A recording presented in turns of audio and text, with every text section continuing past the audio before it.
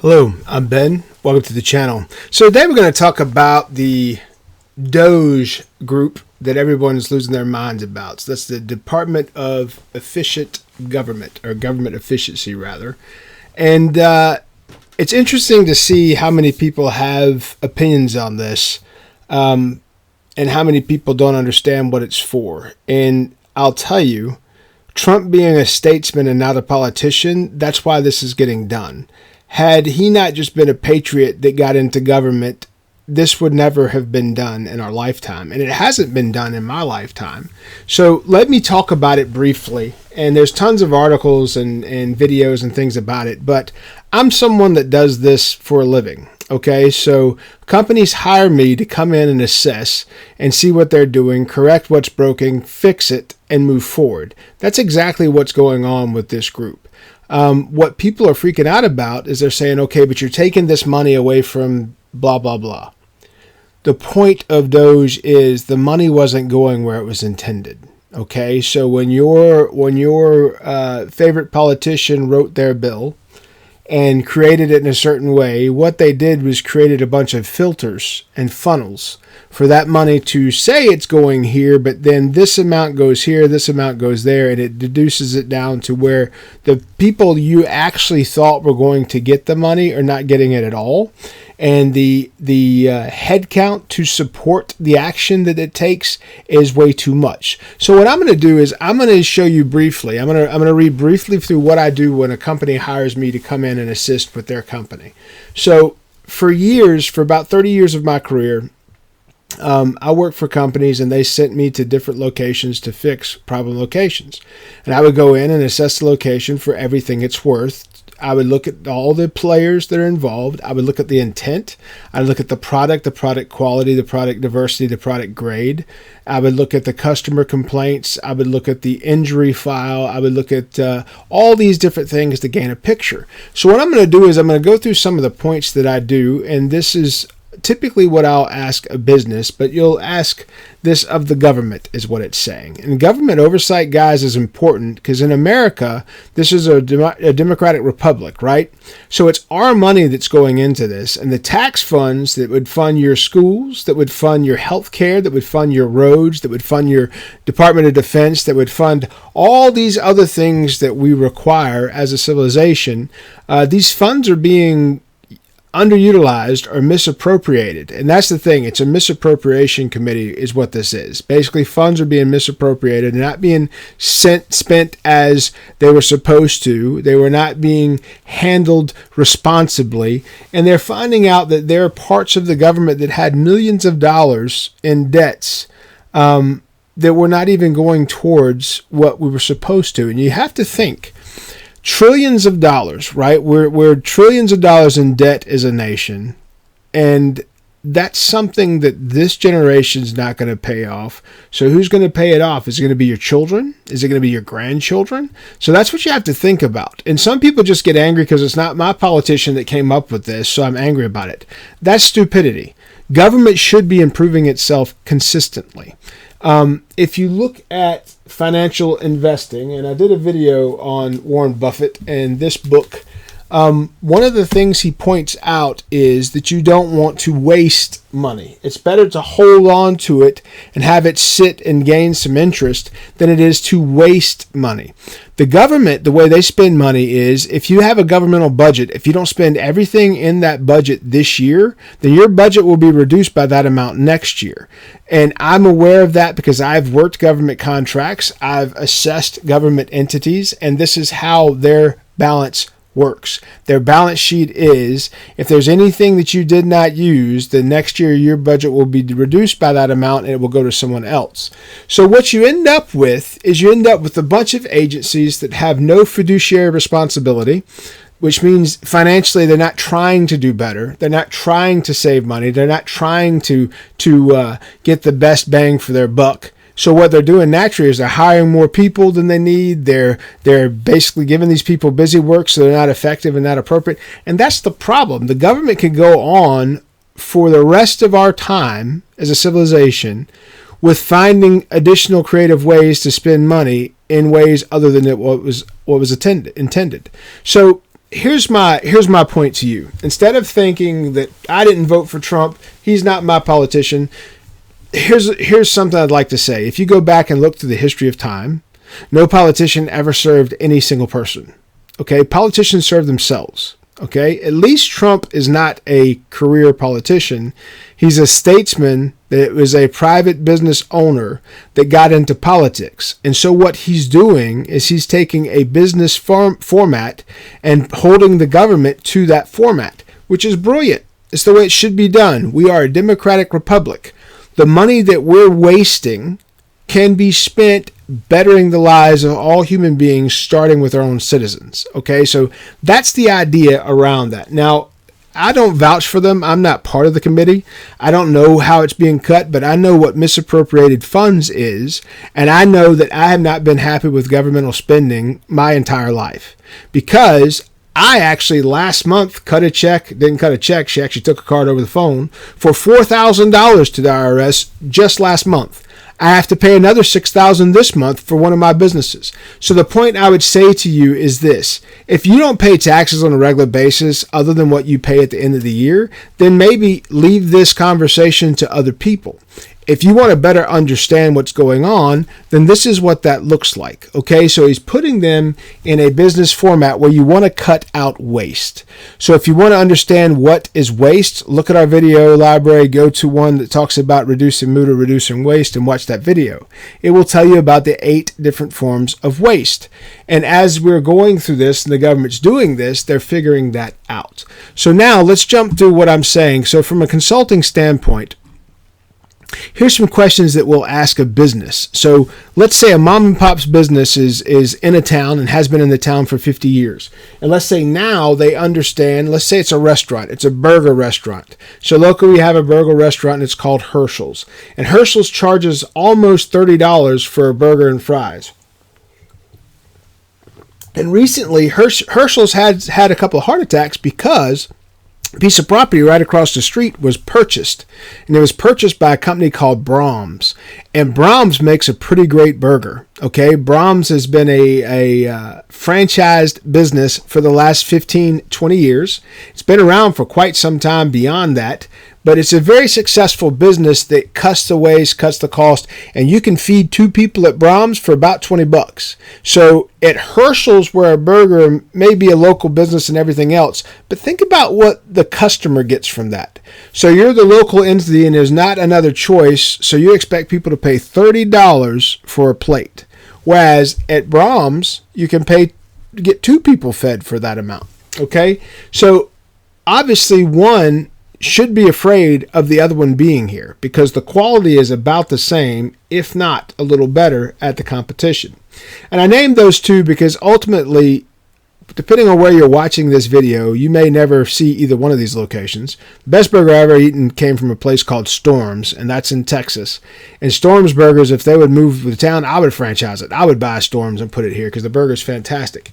But what I'm saying is, if you go and you look at that business, you would say, hey, if I was being asked by Herschel's, can you help us be more competitive with Brahms before Brahms gets here to try to fix our situation?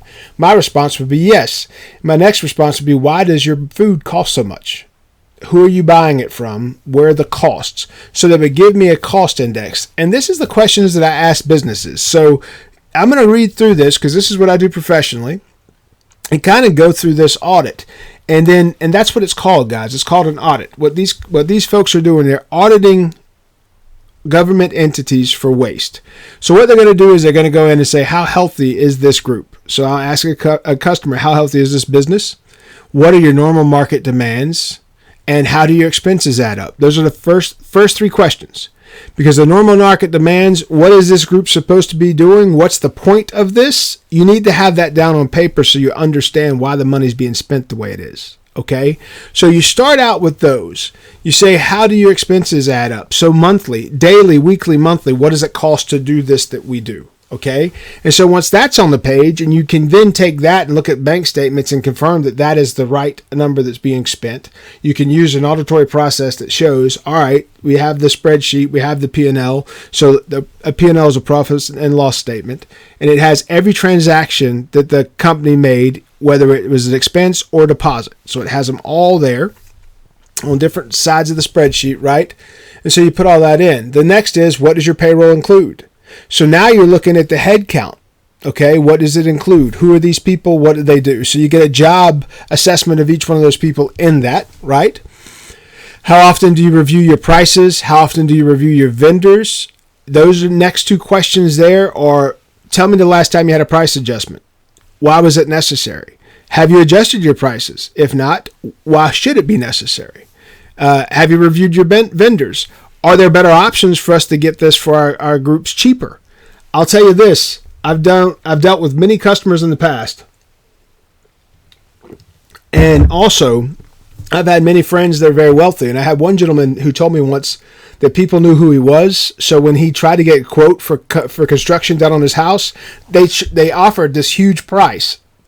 And so what he did was he got a friend of his, me or someone else, to call and then ask about this, and the price was much different. The reason being is people knew that he had money, and so they wanted to charge him more for the exact same services they would have charged me a third to do. The federal government's the same way. The federal government, when people do a quote for the federal government, they multiply what they would normally get 4 and 5 times. And see, this, where it might be good for that business in their transactional situation, that is not the right thing to do with Americans' tax money, okay? You don't take Americans' tax money and give it to the highest bidder. So what ends up happening with governmental projects is they take multiple quotes and they buy the cheapest one, typically, which means you have the cheapest thing made specifically to a government spec, which that's not good either. Okay, so what this action of spending without auditing, what this action, instead of looking at what does it get for our purchase price, it's been abused on both sides, right? So you have vendors making a ton of money that aren't giving a better quality product to the government who's using our tax money to buy the products. And so then things are getting worked into those things because everything is too long. And that's the next thing I'll say. When you talk about this entity, bills that determine how much money goes to something, some of those bills have thousands of pages. No one can read them cover to cover. So the next thing I would suggest for DOGE to do, or for the government to do, Congress specifically, is vote on a bill that goes to law that says that these things can only be 40 pages long. That way, a standard adult with standard reading ability and standard skills can read through that in a few minutes' time, and then read it a second time and a third time before they vote on it. When something's 2,000 and 3,000 pages, in those 2,000 and 3,000 pages, that money that you're putting towards this is getting siphoned off to all these other things. So when you have it limited to 40 pages, then you can see who all that money's going to, and is it truly doing what we intend. So let's go back to the audit that I was talking about. So who are your customers? What is your customer base? How are your prices in regards to the market? Those questions are the same thing that I'm talking about here. Who is the customer? Who's getting this money? Who is this customer base? Why is it important that they get this money? And what are the prices in regards to this market? And is this money the same money that other people have to spend on this? And so what they're finding out with the government is we're paying 5 and 6 times what the value is in the market. And also it's not going to who we said it was going to in the first place. So if you look at a business audit and a governmental audit, they should be the same thing, because at the end of the day, it's American money that's going to purchase something for America. So you have to look at the government that way. People look at the government as its own freestanding entity. That's not what our government is. We're supposed to be a democratic republic, which means we own the government. Okay? They don't give us freedoms. We give them power to represent us. Our Constitution also says that that's the case. And every one of these clowns that take an oath to get in office say, first and foremost, in that oath that they are here to defend the Constitution. And then they may spend a 50-year career trying to attack the Constitution. The point is, if we have term limits and we have government acting as if it's fiduciarily responsible, then the taxes don't have to be as stringent as they are on American business and on American taxpayers. You basically can lower the tax amount and get more for your money because you're cutting the waste. And that's what this group is doing. So as you go through these things, how your price in regards to market, who is your competition, what are you giving away for free? So these are questions that I ask businesses, because sometimes if you think about a small business, if it's a restaurant, I ordered a restaurant one time and they allow their family members and their employees and the family of their employees to eat for free. Okay. So in the first 90 days, they had all this business hemmed up, and then 60% they were giving away for free because it was just the family members of the people of the business. And it was the family members of the employees. So you're not making any profit. You're buying all these materials to create this product, and you're not getting paid for this product because you're giving away for free. It's very simple. If you have a business like that, you don't give away anything for free. You give a discounted rate. So for example, if it costs you $5 to make this salad, and it's $7 on your menu or $17 on your menu, and you're giving that to an employee for lunch, then you sell that $7 salad for $7 to the employee. You don't give it to them for $5 or give it to them. Then you're going backwards. Same thing for the federal government. If it's not creating a value, then you need to cut that out. You don't give stuff away for free because someone paid for it. And when it comes to a business, the business may not survive that. That's why a lot of the businesses fail in the first 3 years, or the first 90 days even. The next question after what are you giving away for free? The next question is, what is being stolen from you? Something is. What is it? What's your loss look like? Where is that at? The next three questions are about headcount. What's your employee headcount? What's your leadership headcount? What's your executive headcount? And the next is, how do you assess your employees? So when you're asking those questions there, what's your employee headcount? So who's on the payroll for this? It should be within that budget. What's the leadership headcount? Who runs this crew? What's your executive headcount? Who oversees who runs this crew? When you look at all that, now you have a job identifier, you have the expectations of the job, you have how many people are involved, and then you can look and see if anybody outside of that participates. If anybody outside of that is getting paid, you got a problem. If anybody outside of that participates, you got a problem. Because these are the people that are specifically supposed to handle what's going on here. So that's how you assess that. How do you assess your employees? So now you're asking, how do you grade the people that work here? Do we have slobs working here that don't do anything? Or does everybody come in here and get after it? And so when you look at that, and you look at the assessment protocol, there should be a federal government assessment protocol that should be followed for every government entity. If there's not one, I'm sure there will be here in the next few months, because the email that went out from the gentleman yesterday, they got everybody fired up. He said, he asked a few questions about what did you do last week that was productive, those type things. Elon Musk sent that out. Here's the purpose of that. You got to get an idea of what people are proud of and what they think is normal and what they think is above. Because you got to understand where people are performing. And the government is so big, so out of control, that has to start somewhere. So that's why you ask questions like that. If you get some feedback, you can start to put people on the table based on where because you have to assess those. Overpayment, overwork, underwork is all waste. So you have to remove those wastes. That's not a governmental item. That's a business item. Every business lives by this law every day. How do you assess your employees? How do you develop plans for your staff? What is the leadership within your organization? Are there multiple people in the same role? Are there multiple people wearing the same hat? If so, why? Do you utilize a P&L to track your revenue and your expenses? How do you manage your revenue? How do you manage your expenses? Are all transactions documented? All these questions have to be answered. A small business would have to answer these questions. If you're not documenting your expenses, if you're not tracking your expenses, if you're not tracking your revenue, then you don't know where the waste is. You don't know where you're overspending or where you're underspending. Do you utilize a P&L to track your revenue and your expenses? That's business 101. And if these entities start with a budget of, let's say it's $6 million, and by the end of the year they want it at zero, then they can come up with a way to spend $6 million in a year's time, right? And that's what's happening, guys.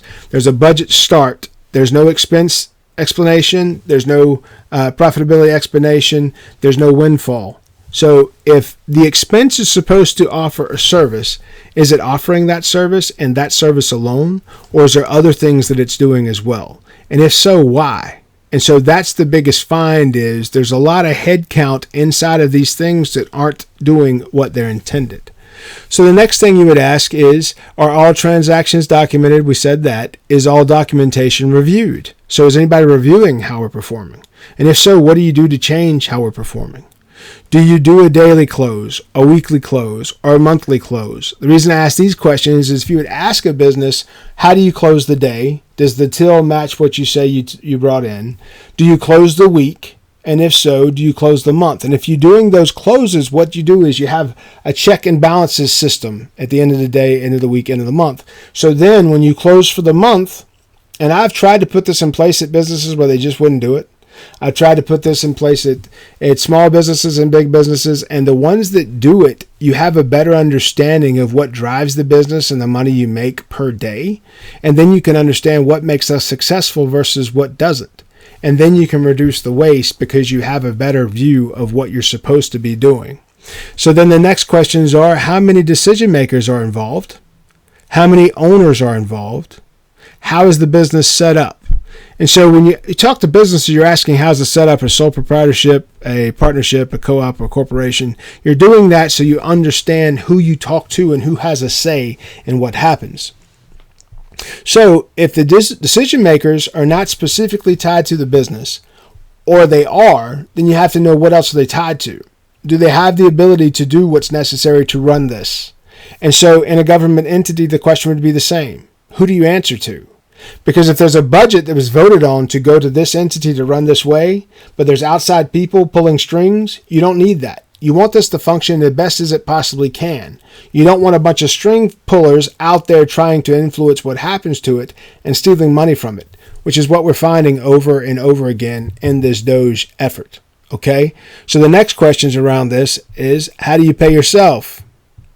How are you paid? What's the purpose of the business? What's the vision for the future of the business? And has that vision changed? So each year you're doing an assessment. Each quarter you're doing an assessment to see if you're in line with the vision of what that purpose is supposed to be. And then has it changed? And if it has changed, you're going to try to understand the steps in that evolution and why it went that way. And then you need to redirect to see if it's truly doing what it's supposed to be doing. If it's not, then you need to cut it. Okay, if it's not doing what it's supposed to do and the funds aren't being utilized to do what that specific asset was for American taxpayers, then it needs to go away. And in a business, you would say, this is not serving our purpose, so we need to reallocate these funds to something else. And that's how you do that inside of a business. How does the vision change? So you want to monitor that evolution. The next questions are, what do you want for your business? What drives your production? And what are your product lines? If you do that, you understand the product lines are what is it that you're creating that you sell? Or in the government situation, what services are you creating that are of value? And then you come back, what is your best product line? You want to do that. You want to circle back, and that's talking about the evolution that we were talking about earlier. That puts focus on what the goal of the organization is. And it's what we taxpayers are paying for.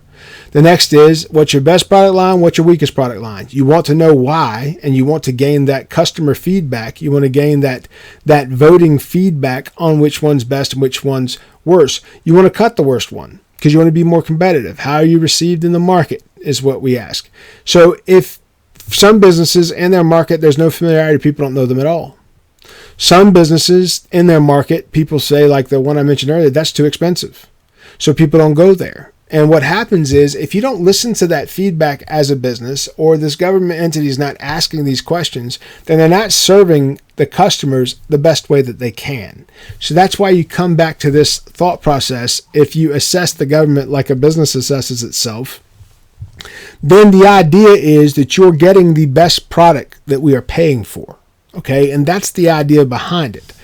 When I say that our government's the most corrupt in the world and has lacked complete fiduciary responsibility my entire lifetime, I mean it.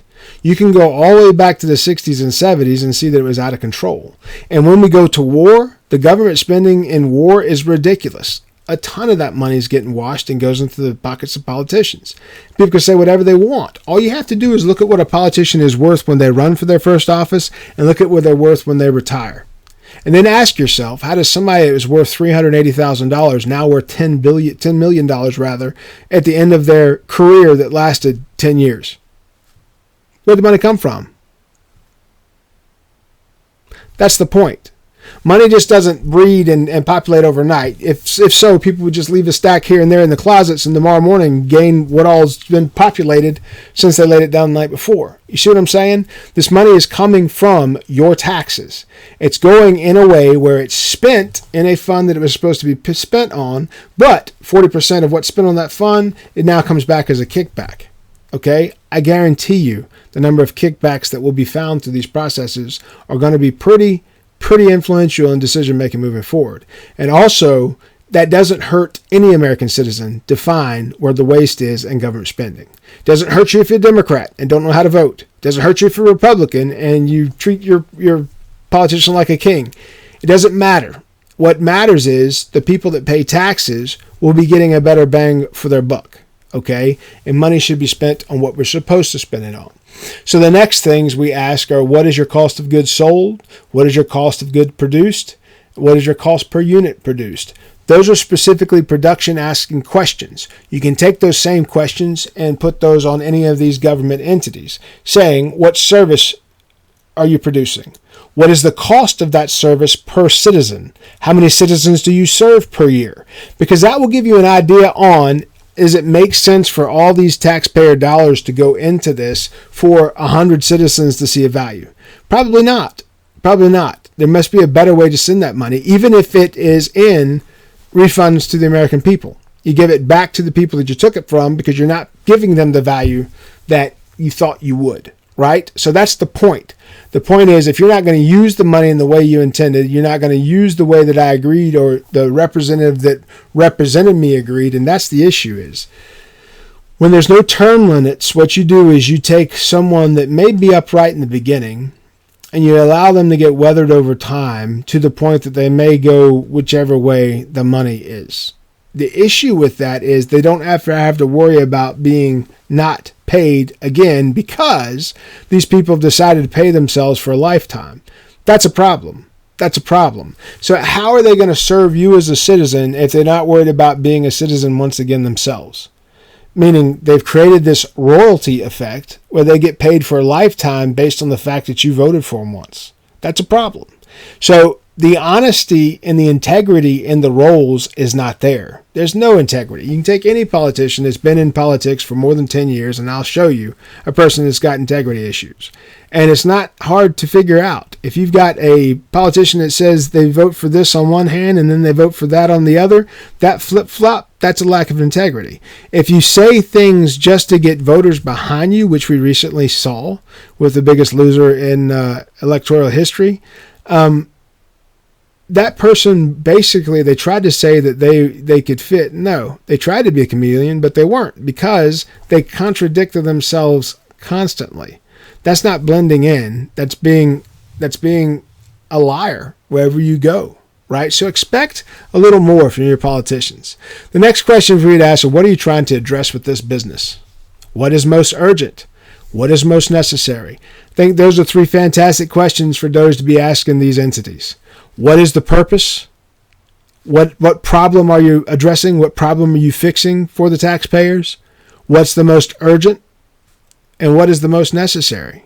Okay, what costs people the most? What impacts citizens the most in a negative way? You talk about an open border where people are coming across illegally, where those people are then predating on our citizens and attacking the most. If you notice, why are they always killing college students? Why are they always raping the innocents? Why is the cost so extreme? Why aren't they killing someone worthless that doesn't do anything for society, as opposed to coming in and killing someone that's at college better than themselves? I don't understand that. Or a father that works 3 jobs. Why are you killing that guy, as opposed to some guy that's just some bum and uses drugs and not do anything valuable? So you got to think about that too, is these people that come in and do these things, they're attacking the doers of this country, not the people that are slovenly and don't complete anything. Okay? So the threat with an open border is that's what's coming here. And also you got to think about this. 40 million people is what they think came across our border in the last 10 years. 40 million illegals in our country. If you think 1% of 40 million were military-aged males from countries that hate America, and you think 1% of 40 million. So let's take the calculator. 4Z3, 1, 2, 3. So 40 million times 0.01 equals 400,000. So if 1% of the 40 million that came into our country illegally mean to do us harm, that's a military of 400,000 people. And so let's do this real quick. Let's look on the internet. We've got this pulled up. Let's just look. How many cops, how many police officers in the U.S.? 708,000 full-time law enforcement officers employed in the United States. 708,000. Across the entire United States, there's 708,000. So let's say this. How many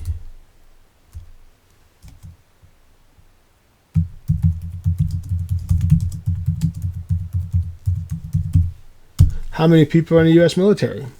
1.3 million. Spread across the entire United States and in our places overseas. So let me ask you a question. Do you think 400,000 is a number that should be concerning for certain people in certain cities? 400,000? I would think that's a pretty excessive number to be a threat inside our borders. Okay? So how is government working if they were not working to secure our border? If they were not working to spend our money appropriately, then why would anybody have an issue with people going through and auditing them? Okay? So the next ones are, we went through what's most urgent, what's most necessary. Do you have SOPs in place? That's standard operating procedures. Are they being followed? Have you tried lean projects to remove waste? No, government entities don't try lean projects to remove waste. They spend all the money or they don't get the budget the next year. That's how the government works. Are those SOPs being followed? We said, what projections would you like to see in the business next year? In what way are those projected outcomes? What needs to be addressed now to make that a possibility? Okay, so those are all questions. That's 50 questions that I ask a business when I'm auditing it. That's 50 questions that should be asked to this federal government as they're going through this. And then you ask for documentation. So when you work with a business, you ask for 12-month bank statements, identified problems to be addressed, goals that should be targeted in each project, responsible parties and team, and an organizational chart that shows how that's laid out. 3 to 6 years of P&L history with expenses and revenue broken down by month and year. Are the books correct? Who manages this? Are the deposits correct? Who does those? Equipment lists and evaluations. Who are the key employees? Equipment lists and evaluations, because if someone's saying that a receipt is because they bought equipment for the job, you need to make sure the equipment is on the job, not in somebody's backyard or in somebody's garage, right? Who are the key employees? What do they do? Are there SOPs in place to sustain their processes? The current cost per good sold, the current cost per good produced, sales prices, what profit margin per unit sold. Those are all things that you can align with the services that are being produced per dollar spent. 6 months, daily, weekly, and monthly production performance. So show me the performance of this service. How many people are we actually helping? Show me what we've done the last 3 years. How many people did we impact each day, each week, each month? Why was this better? Why was this worse? What can we, if we compare the two, what changed? So we can then emulate that change and make it where we can reproduce that elsewhere in a later time period. So you're looking for the best producing and the worst producing. You're looking why. The next one is payroll detail. The next one's debt list and creditor balance. So basically every entity you deal with, they have a debtor list, people that they go in debt with, or people that they've used to finance equipment. And then they have a creditor balance. They have someone that they use regularly that we buy from them every week. And right now we owe them this much. So before we can get the next order, we have to have that paid off before we. So you go through that to understand those life cycles. That's what that's called. That's a product or a creditor or a producer life cycle. a vendor life cycle. The next is a vendor list and terms. What have we agreed to? Who are we buying it from? Is the price competitive? Who goes through the prices to make sure they're competitive? So each one of these things you can audit and you can determine, are things being done well here, or we have a bunch of bad situations, or do we have a bunch of best practices that show we've improved this? How much has improved year over year? What percentage can be reduced year over year? So you go through all that. Do you provide insurance or retirement benefits? And you're asking that in a business setting because you want to understand how their payroll really truly is hitting their bottom line. So for instance, you have FTEs. So if you say you pay somebody $20 an hour, well, $20 an hour is not the total cost of that employee. It's $20 an hour plus the cost of their insurance that the company covers, plus the cost of any other benefits that the company covers. And so when you get those numbers together, you add them up. Now you take that times the year and you have what one FTE or full-time employee costs you. So you have to look at those things to make sure you understand. The culture in the team. Is there high turnover? I've seen companies before that have 100% turnover. And then we'll talk about how great their company is to work for. Your company is not great to work for if you have 100% turnover. I worked in a role before where tenured people with great resumes lasted 2 years. Why on earth are you destroying executives in a 2-year period of time when other companies keep them for 20 years? Explain why you're a good place to work and one of the best in the nation to work for if you turn over this position every 2 years. It's ridiculous. So those things, these audits, guys, it will cut a light on where the waste is. It will cut a light on where the cultural issues is. It will shine lights on things like missing money, stolen money, missing assets. Where are the things that this money purchased? It should belong here. It belongs to the taxpayers.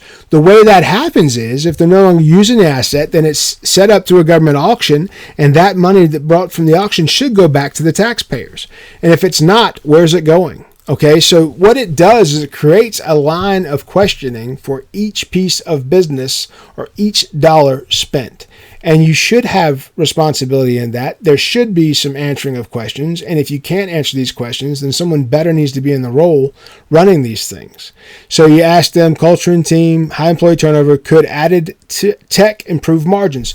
Can some of this be done through technology and not require an extra head sitting in a seat? Could that improve margins? Could that show a better performance per dollar spent? The goal is to unearth all debt, investigate prices, review reports, examine forecasts, examine employees against their expectations and their performance, and view any competitors or companies that can allow these services for a better return on investment. It's ROI. Okay, you want a better return for investment. And in America, if a company can do a service for the federal government better than what the federal government can do it at a lower cost, why wouldn't us as American citizens, why wouldn't we want that? Okay, it's saving tax dollars. I shouldn't have to pay the amount of taxes I pay every year. People talk about wealthy folks too, saying, well, these people pay least taxes. No, they don't. They pay taxes on every transaction their business makes. They pay taxes on every employee they have. They pay taxes on every benefit that employees have. They have to pay for all these things, and they're creating more tax income because they're creating more employees and they're creating more jobs. And then everything that gets shipped out of the country, there's a tax, and now there's going to be a tariff for everything shipped into the country. So understand the exponential payments of taxes and things around services are much greater for those that create jobs. And then you have to understand all of these items. You have to understand the legal ramifications. You have to understand ops or operations and how that stands up. You have to understand sales. You have to understand customers. You have to understand vendors. You have to understand the teams. You have to understand the compliance to the laws that's supposed to govern these teams. You have to understand the taxes on the products and services. You have to understand the industry that these businesses are in. So if you can't do all that and you have an opinion about DOGE, I would tell you to sit back and let the people that are qualified to handle it. And at the end of the day, if we don't see that DOGE is going by these things, then we need to address that in that time. But right now, when they're going through the preliminary findings and say they found $1 billion already, and they think there's tens, if not hundreds of billions of dollars in waste, then I say more power to you. Get it done, find it, correct it. If you need help with that, reach out to me and I'll do what I can to help you. But at the end of the day, what people need to understand is everyone's not qualified to make these decisions, okay? Everyone's not qualified to understand these processes. In my business world, typically when the companies talk to me to come do this for them, I'm the only person they've ever met that knows how to do this properly. And there's tens of thousands of people just like me, right?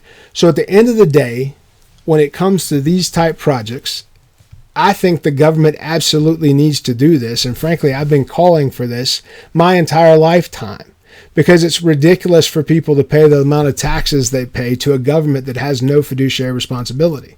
Any tax amount would be too much.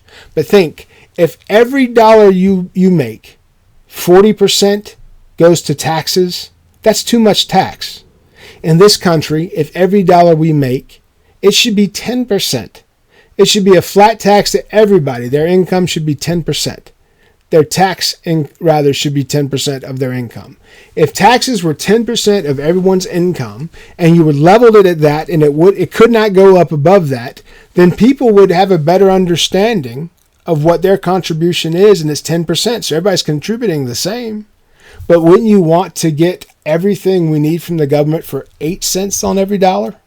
And then that 2 cents they can give back to us at the end of the year because our 10% is all they need. And isn't it better to have people looking into how things are being spent with the expectation to improve the situation rather than keep continuing to throw money into a fire that's not giving us what we paid for? So think, if taxes could be flat at 10% per person, and that 10 cents on a dollar, 8 cents got everything done, and you got 2 cents back of every 10 cents that you spent every year, would that not be a better picture for America? So here's what I say about people that argue with people looking into the government and the spending. You don't know what you're doing. Keep quiet. Okay? Every business on the planet has to go through these audits. Entrepreneurs that don't go through these audits fail. That's why 90% of businesses fail in the first 3 years. Okay, because they don't go through these things. Going through these things is what makes a business stay healthy. It's like you going to a doctor and going to a dentist to get your teeth fixed, or take care of an ulcer in your stomach, or find out that you have food allergies so you don't keep getting sick every time you eat, right? These are preventative measures that give you the best performance that you possibly can get. We should have no lower expectation for our government either. Okay? It's the richest government in the world. They take more money off of us every year than any other entity you pay to. Before you get your paycheck, they've taken their piece. So don't you think that that piece should get the best performance that it possibly could? If you like subject matter such as this and videos such as these, please subscribe. I'm Ben. Be good.